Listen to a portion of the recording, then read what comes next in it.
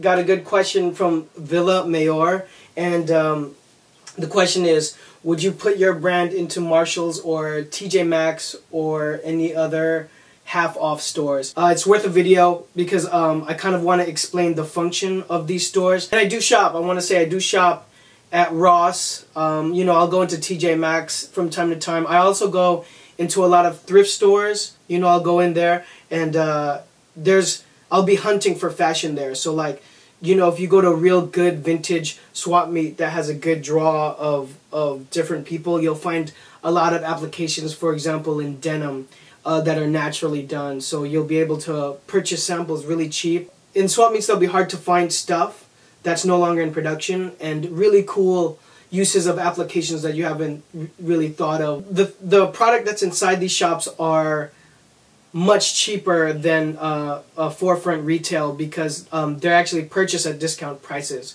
And really, the question is really talking about placement and perception of your brand. There's a great conversation about this in one of my one-on-one interviews with Vince Marges. He is a retail professional, so I'm gonna put a click to that, or I'm gonna put a link to that below right now, and I want you guys to watch that.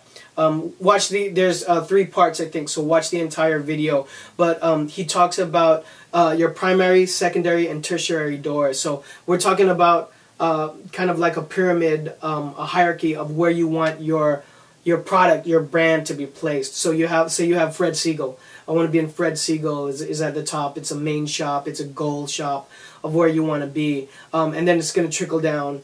And so, you know, near the bottom of sort of that sheet, or maybe not even on your goal sheet for that volume wholesalers that will take old seasons of your product. Now, what I want to say is, first of all, actually, my answer is yes. My answer is yes. I would, if I had a brand that was positioned in and around streetwear or contemporary casual, ready-to-wear men's, sure, I would place it in any one of these shops. And that's because when you reach a certain life point of your brand, there's a saturation point. I think I talked about this with a couple people before, but I believe the real meat, the real life of a brand is within 5 to 10 years. To achieve what Stussy has done, for example, in streetwear is unheard of. To have a brand so cool and have it so cool so long, it's a very different way of operating and a different mindset that the good people at Stussy have done, and they continue to do super ill collaborations and things to continually recreate themselves. And what I'm saying for most people watching this channel is you're not going to achieve that. You're not going to achieve that for most people. For most people, having a brand that's profitable for 3 years is very, very tough to do.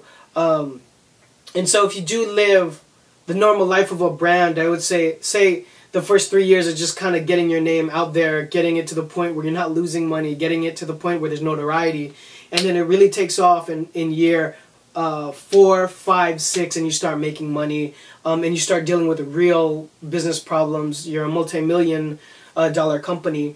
You're going to have stock that's old, and you're going to have stock that's, what are you going to do with stock that's like 4 seasons old? And then that's literally like a year old at that point.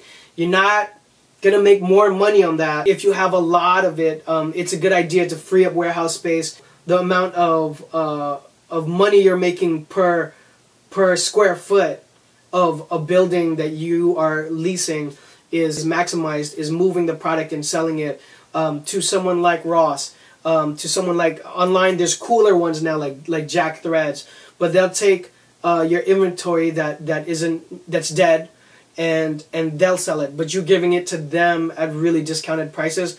Hence, they're able to mark it up but still sell it at a very discounted price. And then now, I mean, some of these places now are making like one-off deals where they're doing SMU packages, you know, for Jack Threads or whatever it is. But they're a very powerful tool to use for just keeping the lifespan of your company going. I mean, they're going to write you a check that otherwise wouldn't exist. Another solution, though, to killing off dead stock when I say dead stock, not like an extra pair of kicks that that you buy as a collector, but I mean stock that's not going to create any kind of revenue for you. Another thing is just warehouse sales. So I've been a part of tons of warehouse sales. We used to come up with tons of cash for Arisu doing warehouse sales. So organize it, put a flyer, put a DJ together, make it a fun event. I'm a huge fan because you connect with people who fan your apparel, and liquidate it that way, and then you get cash. It's not the first doors that I would think of being in business with, but if the business is living its life all the way to where it's super hot to where it fizzles out. So would I put my stuff in there?